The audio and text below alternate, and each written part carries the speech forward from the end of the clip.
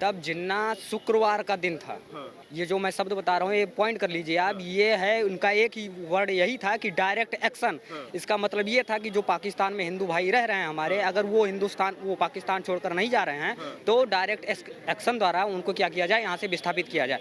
और इसी वजह से उनके इसी एक शब्द से क्या हुआ था कि हमारे लाखों हिंदू भाई मारे गए विस्थापन के समय में। जिन्ना जी को बता रहे हैं आज़ादी का नायक, ये जिन्ना जी आज़ादी के नायक नहीं है, ये उनके नायक हैं चुनाव में उनकी नैया पार लगाने के लिए। महात्मा गांधी चाहते तो भारत को हिंदू राष्ट्र बना सकते थे, लेकिन वो इस्लामिक कट्टरपंथियों के सामने उनको झुकना पड़ा और पाकिस्तान को इस्लामिक राष्ट्र बनाया। उसी समय चाहते तो भारत को भी हिंदू राष्ट्र वो बना सकते थे। नमस्कार, मैं हूं आपके साथ आकाश त्यागी और आप देख रहे हैं पॉलिटिकल नॉकआउट। कल सपा के राष्ट्रीय अध्यक्ष अखिलेश यादव का हरदोई में एक संबोधन के दौरान अखिलेश यादव कहते हैं मंच से कि सरदार पटेल और महात्मा गांधी और जिन्ना एक ही संस्था से पढ़े हैं और वो जिन्ना की तुलना महात्मा गांधी और सरदार पटेल से करते हैं। उस पर उत्तर प्रदेश की जनता क्या सोचती है, जनता की राय जानेंगे। सर, क्या नाम होगा सर आपका? मैं आचार्य नारायण मिश्रा। अच्छा सर, कल हरदोई में अखिलेश यादव कहते हैं मंच से कि सरदार पटेल और जिन्ना को वो आदर्श बताते हैं भारतवासियों के लिए। क्या सर आप उनको आदर्श मानते हैं? देखिए, मोहम्मद जिन्ना को मैं आदर्श नहीं मानता हूँ, न मोहम्मद जिन्ना कभी आदर्श रहे हैं। मोहम्मद जिन्ना का ही देन है कि भारत और पाकिस्तान का बंटवारा हुआ है। और अगर अखिलेश जी अगर मानते हैं तो उनका विषय है, मैं उनके बात को खंडन करता हूं कि मोहम्मद जिन्ना को कभी मैं आदर्श नहीं मान सकता, क्योंकि लोढ़ा करे बड़ाई कहे हमू सोमनाथ के भाई। कहाँ पारस पत्थर, कहाँ ये पत्थर, नाली का पत्थर, दोनों बराबर कैसे हो सकते हैं। महात्मा गांधी की बात जहाँ है तो महात्मा गांधी राष्ट्रपिता, इनको तो मैं मानता हूँ, लेकिन देश की आज़ादी में जिनका जिनका महत्व है सब हमारे आदर्श हैं। लेकिन मोहम्मद जिन्ना को ये देशवासी कभी स्वीकार न किया है, न करेगा, न मैं कर रहा हूँ। कारण मैं बताता हूँ कि यह देश जो है ये हिंदुओं का है, ये हिंदुस्तान है। और जिन्ना तो पाकिस्तानी मानसिकता के लोग हैं जिन्होंने देश को विखंडित करने में अहम रोल उनका रहा है। जिन्होंने मोहम्मद जिन्ना को देखा उनका विनाश हो गया।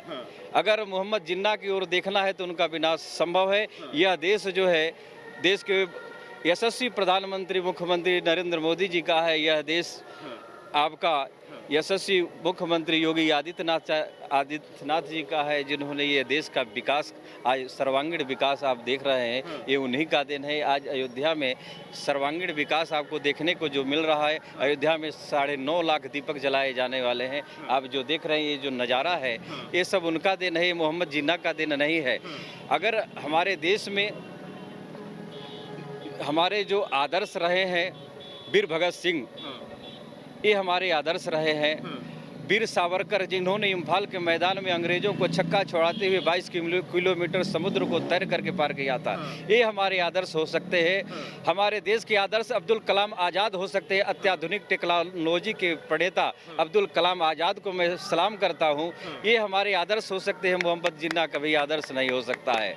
ये सब देश को तोड़ने वाले हैं, ये जोड़ने वाले नहीं हैं। कारण है कि अगर देश के विकास करने में अगर कोई आगे बढ़ता है, उसका हर लोग विरोध करते हैं। लेकिन एक हमारे यहाँ कहावत है कि पथ में रोड़े अटकाने वाले सब मिट जाएंगे, तुम दिन कर बन चमको नभ में तारे छिप जाएंगे। तारे तब तक टिमटिम करते जब तक सूर्य अस्ताचल में है, जम्बुक तब तक चिल्लाते हैं जब तक मृगेंद्र जंगल में है। देखिए, जब हमारा देश आज़ाद हुआ, उसके बाद आज़ादी के बाद जब हमारे हिंदू भाई जो पाकिस्तान में रह रहे थे और कुछ मुसलमान भाई हैं जो हिंदुस्तान में रह रहे थे, जब ये अपनी जगह छोड़ के विस्थापित होने लगे, तो जब वहाँ से हिंदुओं ने पाकिस्तान छोड़ना नहीं चाहा, तब जिन्ना शुक्रवार का दिन था, 1947 में शुक्रवार का दिन था। उनका एक ही शब्द था, डायरेक्ट एक्शन। ये जो मैं शब्द बता रहा हूँ, ये पॉइंट कर लीजिए आप। ये है उनका एक ही वर्ड यही था कि डायरेक्ट एक्शन। इसका मतलब ये था कि जो पाकिस्तान में हिंदू भाई रह रहे हैं हमारे, अगर वो पाकिस्तान छोड़कर नहीं जा रहे हैं तो डायरेक्ट एक्शन द्वारा उनको क्या किया जाए, यहाँ से विस्थापित किया जाए। और इसी वजह से उनके इसी एक शब्द से क्या हुआ था कि हमारे लाखों हिंदू भाई मारे गए विस्थापन के समय में, ठीक है ना। जबकि हिंदुस्तान से ऐसा कुछ भी नहीं हुआ। और वहाँ के मुस्लिम को नहीं मारा गया हिंदुस्तान के अंदर? बिल्कुल नहीं मारा गया।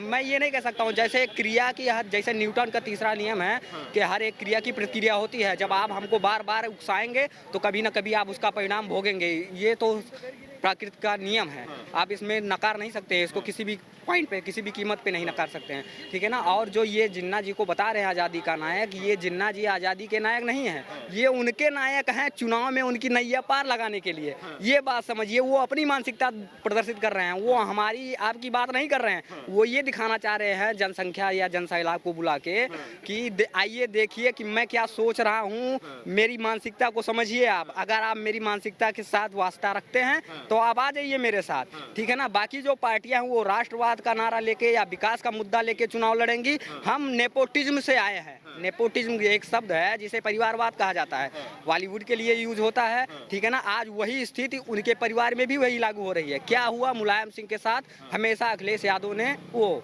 शिवपाल सिंह यादव जी हैं जो उनके चाचा जी, हमेशा साथ रहे हैं उनके पास। मुलायम सिंह यादव का 2014 के बाद जब चुनाव हुआ और जब उनके राष्ट्र अध्यक्ष चुनने की बात आई सपा समाजवादी पार्टी की, तब उसके बाद उन्होंने, मुलायम सिंह जी ने एक बयान दिया था, उसमें उन्होंने कहा था कि मेरे साथ इस पार्टी को खड़ा करने में खून और पसीना बहाने वाला केवल और केवल एक ही इंसान है। कौन? शिवपाल सिंह यादव। अब आप मान लीजिए उनकी उम्र 70 के आसपास है, कम से कम कितने दिन राजनीति करेंगे वो? 10 साल। आप 10 साल और संतोष नहीं कर सकते थे, इंतजार नहीं कर सकते थे आप? 10 साल ना राष्ट्र वो अध्यक्ष बनते अपनी पार्टी का, ठीक है ना। क्या हो जाता, क्या बिगड़ जाता। लेकिन आप सत्ता के लिए इतने मदहोश थे कि आपने अपने चाचा, अपने परिवार का गला घोट दिया। अपर्णा यादव उनके भाई की पत्नी है, ठीक है ना, उनको पार्टी से निष्कासित कर दिया। क्या दिखाता है ये कि आप सत्ता के लिए एकदम लालायित हैं। सत्ता के लिए आप किसी भी हद तक जा सकते हैं, ठीक है ना। आप हमारे समाज को बांट भी सकते हैं, उसको उकसा भी कर सकते हैं, दंगे भी करा सकते हैं। मुजफ्फरनगर का दंगा हुआ, बहुत बड़े मतलब वो थे, ठीक है ना। अपनी सरकार में वो न्याय नहीं दिला सके। और आज जब बात होती है, कहीं भी कुछ भी होता है, छोटी छोटी मोटी घटनाएं होती हैं, तो इसको इतना ज़्यादा तूल देकर हमारे समाज को विभाजित करने का काम कर रहे हैं। अच्छा महाराज जी, आप बताइए, कल अखिलेश यादव जो सपा के राष्ट्रीय अध्यक्ष हैं वो कहते हैं कि जिन्ना और सरदार पटेल की तुलना करते हैं। देखिए, सरदार पटेल जी का हम सब सम्मान करते हैं और जिन्ना का किसी भी हालत में हम लोग समर्थन नहीं करते हैं और सपा को हम लोग किसी भी प्रकार से पसंद नहीं करते हैं। हमारे लिए योगी मोदी से बढ़कर के कुछ नहीं है। और 500 वर्ष बीत गया, आज तक कोई जो है ऐसा भव्य राम मंदिर निर्माण करने की कोई हिम्मत नहीं कर सका। आप उनको आज़ादी के नायक मानते हैं, जिन्ना को? किसको? आज़ादी के जिन्ना को। अरे उससे बड़ा हरामी कोई नहीं है। आप कहते हो आज़ादी का नायक है, वो कौन आज़ादी का नायक है? यादव कह रहे हैं। कौन कह रहे हैं? अखिलेश यादव का दिमाग फेल हो चुका है। हम लोग योगी मोदी के समर्थक हैं। राम जन्मभूमि हमारे लिए जो है श्रद्धेय है, उसका सम्मान करते हैं। और ऐसा संत, ऐसा जो है भक्त, ऐसा मुख्यमंत्री, ऐसा प्रधानमंत्री न भूतो न भविष्यत, इन्हीं शब्दों के साथ हम जय श्री राम बोलते हैं। क्या नाम होगा आपका? नाम? मेरा नाम विकास है। मैं स्थानीय निवासी हूँ, यहीं का रहने वाला हूँ जी। अच्छा, मुझे एक बात बताइए, कल हरदोई में अखिलेश यादव का एक भाषण से, एक मंच से, बहुत बड़े मंच से कह रहे हैं कि सरदार पटेल की तुलना वो जिन्ना से करते हैं। आप कितना सही मानते हैं? सरासर गलत है। मतलब आप किस बेस पर आप सरदार पटेल जी की तुलना आप जिन्ना से कर सकते हैं? बताइए किस बेस पर? आज़ादी किस बेस पर? कोई बेस है? मतलब मुस्लिम वोट की तुष्टीकरण के लिए सिर्फ मुस्लिम वोट चाहिए, उसके लिए वो किसी भी ऐरे गैरे को, किसी भी आक्रांता को या किसी भी ऐसे व्यक्ति को जिसने देश तोड़ने का काम किया हो, जिसने देश को विभाजित किया हो, हिंदू मुस्लिम की वैमनस्यता फैलाई हो, ये देश हमारा जो है, हमारी यहाँ की जो संस्कृति है, सबको साथ लेकर चलने वाली संस्कृति है।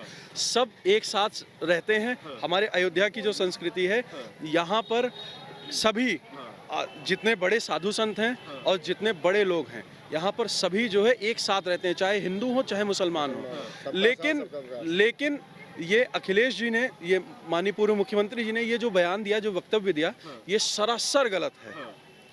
इसका समर्थन जो उनकी मानसिकता के, जो तुष्टीकरण की मानसिकता के होंगे, जो तुच्छ विचार के होंगे, जिनकी मानसिकता इस पर प्रेरित होगी या इस पर आधारित होगी कि हमको विभाजित करके रहना है धर्म के आधार पे, जाति के आधार पे, वो उनका समर्थन करेंगे। बाकी हमारी समझ से आम जनमानस जो भारत की संस्कृति को प्रतिनिधित्व करता है, या हिंदू है या मुसलमान है, कोई भी, वो कभी भी इस चीज़ का समर्थन नहीं करेगा। क्या कहेंगे सर, जो लोग जिन्ना को अपना आदर्श मानते हैं हिंदुस्तान में रहने के बावजूद? तो भैया फिर वो चले जाएं यहाँ से। यहाँ से चले जाएं, चले जाना एकदम खुशी से। भारत सरकार किसी ने उनको रोका नहीं है, वो खुशी से अपना बैग पैक करें, दे आर फ्री, वो चले जाएं यहाँ से, पाकिस्तान जाएं।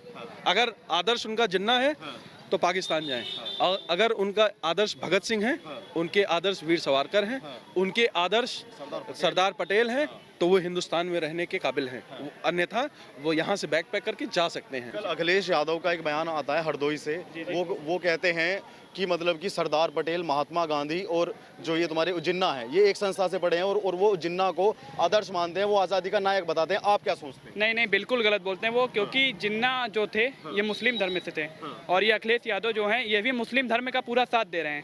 इन्होंने एक तरफा राजनीति कर रहे हैं, पूरी मुस्लिम धर्म को साथ देते हैं। ये जब चुनाव का माहौल आता है, चुनाव का समय आता है, तब ये जाते हैं मंदिरों में जाते हैं, टीका चंदन लगाते हैं, अपनी हिंदूगिरी दिखाते हैं।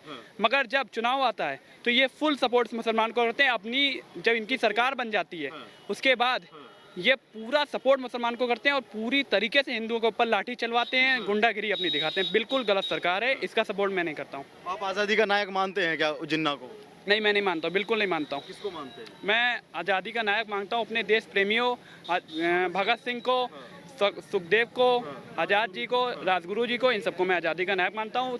जिन्ना है ही नहीं, कहीं से भी नाम नहीं आता इनका आज़ादी के लिए। जो लोग हिंदुस्तान में रह के जिन्ना को अपना आदर्श मानते हैं, उन लोगों को क्या कहना चाहिए? नहीं नहीं, उन लोग को तो बिल्कुल हिंदुस्तान से निकाल देना चाहिए। जो आदर्श उनको मानते हैं, कैसे मानते हैं, उनके पास प्रूफ क्या है कि उन्होंने आज़ादी दिलाई? उनके पास एक प्रूफ होना चाहिए ना। हमारे पास तो इतनी स्टोरी है आज़ाद जी की, चंद्रशेखर आज़ाद जी की और सबकी, कि मैं साबित कर सकता हूँ कि उन्होंने ही आज़ादी दिलाई। जिन्ना तो कहीं से दिला ही नहीं सकते हैं आज़ादी, बिल्कुल नहीं। अच्छा, आप बताइए। हाँ, हम पहले कुछ बोलना चाहते हैं। कोर्ट क्लब काशी बस है, कोर्ट क्लब काशी बसे, मथुरा कल्प हजार, एक नियमित सरयुग बसे, नियमित न तुलसीदास। 1 लाख वर्ष तक काशी में वास करूँ, 1000 कल्प तक मथुरा में वास करूँ, एक क्षण भी, एक समय भी अयोध्या प्रभु श्री राम लला के धरती में वास करूँ, तो इसकी तुलना कभी भी नहीं हो सकती है। अब हम बोलना चाहते हैं, जब ये इस देश को विभाजन किया गया था तो महात्मा गांधी चाहते तो भारत को हिंदू राष्ट्र बना सकते थे, लेकिन वो इस्लामिक कट्टरपंथियों के सामने उनको झुकना पड़ा और पाकिस्तान को इस्लामिक राष्ट्र बनाया। उसी समय चाहते तो भारत को भी हिंदू राष्ट्र बना सकते थे, लेकिन नहीं बनाया गया। कांग्रेस शुरू से ही मुस्लिम वोट के चक्कर में रहते आए हैं और अभी भी है। अच्छा सर, आप बताइए कि मतलब वोट की राजनीति के लिए इस तरीके का बयान, इसे कैसे देखते हैं सर आप? एकदम निंदनीय बयान है ये।